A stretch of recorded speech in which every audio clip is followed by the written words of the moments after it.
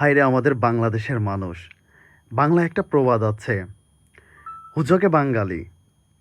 এই যে রাস্তার সাইডে যে গাড়িগুলা সিরিয়াল দেখতে পারতেছেন, এই সিরিয়ালগুলো হচ্ছে তেল নেওয়ার একটা সিরিয়াল। মানে পাম্পের থেকে তেল নেবে তার একটা সিরিয়াল। আর এই সিরিয়ালটা হচ্ছে ইসিবি চত্বর থেকে সুমাত্রা যে তেল পাম্প আছে, এই তেল পাম্প পর্যন্ত। আপনারা যারা চেনেন অবশ্যই জানেন যে হাফ কিলোমিটারের থেকেও কিন্তু অনেক দূর।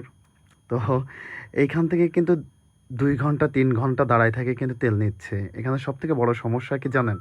সবথেকে বড় সমস্যা হচ্ছে যাদের বিশেষ তেলের প্রয়োজন, গাড়িতে তেল নাই, তারা কিন্তু ২ থেকে ৩ ঘন্টা দাঁড়ায় তেল নিচ্ছে। কারণ যাদের গাড়িতে তেল আছে তারাও কিন্তু এই তেল নেওয়ার জন্য সিরিয়াল ধরে আছেন। তাহলে দেখেন ভাই, কী একটা সমস্যা! আমাদের বাংলাদেশে এখনও পর্যাপ্ত পরিমাণ স্টকে কিন্তু তেল আছে। আ আর এরা সবাই মানে কেমন একটা জিনিস জানো? সবাই ভাবতেছে তেলের দাম বেড়ে যাবে, হয়তো তেল শেষ হয়ে যাবে।